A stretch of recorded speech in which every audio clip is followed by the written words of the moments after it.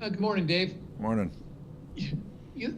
As great of a comeback was for your team, just maybe even more important is that you're a second away from Winnipeg at least getting 1 point. And in this division this year, where every game matters more than ever and every point matters, like, do you overlook that, or you can think, man, that might be a massive 1 second point later on in the season? No, you certainly think about those. We've talked about those, and it's funny when not just our games, but you're watching other games around in our division. You're hoping for no 3 point games. There's extra points available, and if one team gets two and the other team gets none, you're way better off. But that's something that's certainly going to be a factor moving forward. We'll take the buzzer beater last night and take the 2 points and move on. But you're exactly right. It's going to be a factor moving on. You had a day now to think about it. That you had switched up your power play a bit last night, going back with the lefty and Nurse at the top. Yeah. Did you like that more? Are you going to stick with that? What's your plans? No, we'll still a little bit of each, but we're trying to find some rhythm in it there. It's been up and down a little bit, so we'll see.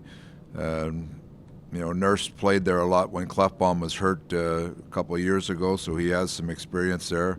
Barry's still getting comfortable there.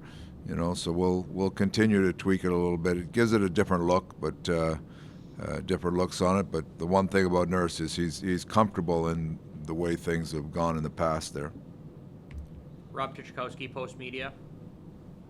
Just looking back at scoring those 2 goals late against Winnipeg to pull that game out of the fire. Just what does that do for the mood of the group and the difference between falling to 2 and 5 to being 3 and 4, and just further that guys just keeping a level head through this, because it looks like it's going to be a lot of mood swings this season the way the division. No, it is. You can't get too high and not too low. We thought. I didn't think we played very well in the first period. We had some chances still, but didn't play very well.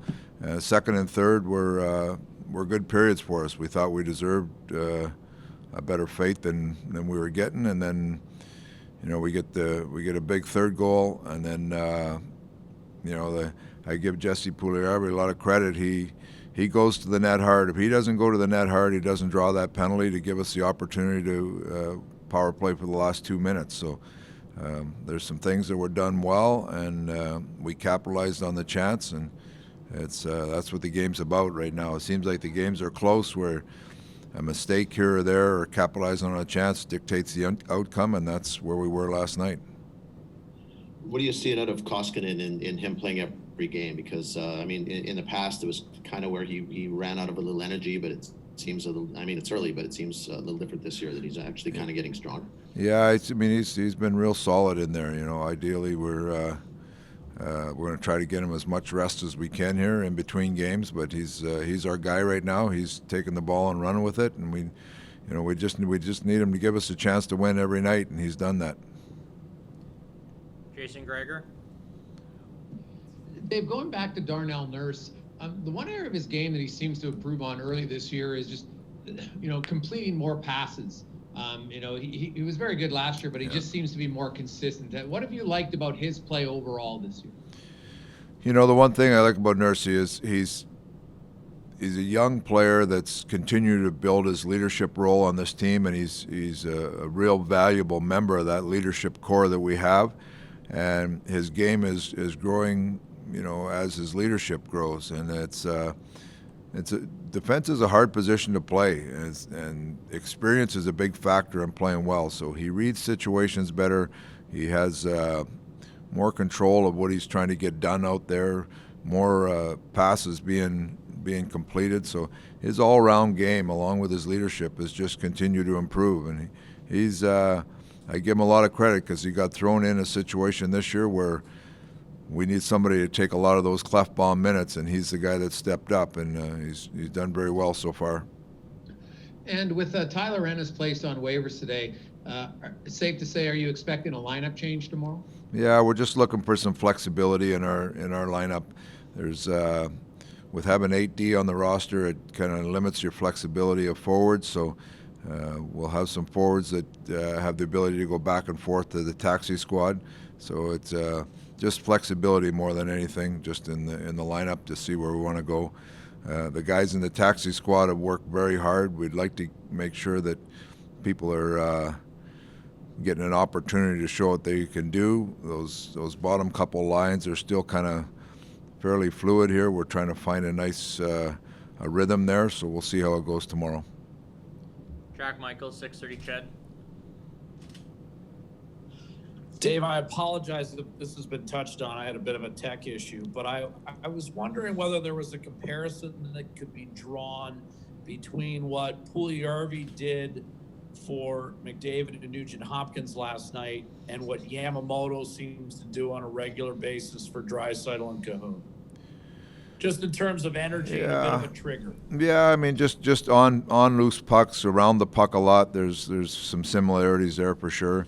I mean, it was the first game. You know, Jesse we'd thrown him up there for a couple parts of games, but it was the first full game together, and Jesse played a strong game, and that's you know, he played a strong game because he was relentless on the puck. A lot of the same things that we talk about Yamamoto doing all the time. So creating loose pucks, you know, and just giving the line a really workman-like attitude, because if they can come up with pucks, they can make things happen around the offensive net. So it was first game up there. It was a strong game. Let's hope he can continue to push like that up there.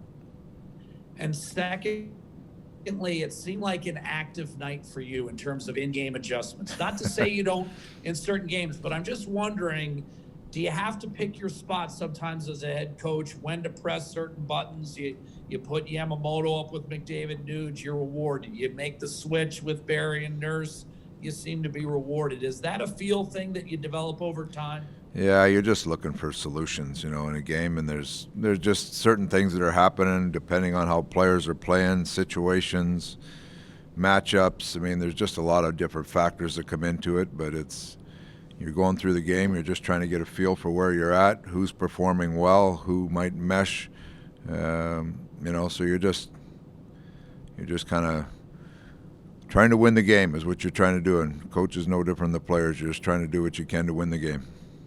Tony Brar, Oilers TV. Dave, Kyle Turris after the game last night said, yes, it was great to get on the board, first time with the new club, but how much, in your experience, can that help someone ease into their role and ease into the game that they're used to playing again? Well, Kyle's done a real nice job for us in the leadership role and coming in and kind of solidifying that third line center. But that being said, he's a guy that wants to contribute also. So he's looking to. He's got good offensive talents. He wants to get on the board. He wants to contribute that way as a new guy. So it's good to see him get on the board. Our players were very happy for him to do that. So hopefully that takes a little bit of the burden off him, and he can settle in there and just play. You know, we've kind of tinkered around with his wingers a little bit. Now, you know, with Jesse going up the other line, he's got a couple new wingers there. So he's a good pro. He understands what the role we put him in, and it's good to see him get on the board, and hopefully he can continue with some success like that. I know you've had experience with him in the past, but how much growth have you seen from Turris? Well, when I had him originally, he was a real young player, and then I had him in a World Championship, and he was a veteran player. So I've kind of seen both sides of it, but he's a smart veteran player. He's great leadership skills. You know, communicates very well with his teammates. So you know, he's a nice addition for us.